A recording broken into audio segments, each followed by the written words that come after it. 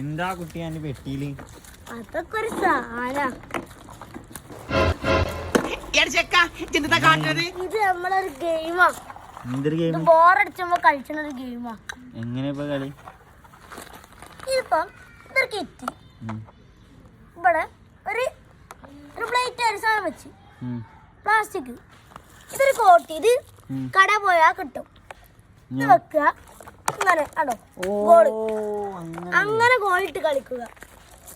പിന്നെ ബോറടിച്ചാണെങ്കിൽ കുറെ ലെവലുണ്ട്. 1 വട, 2 വട, 3 വട, 4 വട, 5 വട, 6 വട, 7 വട.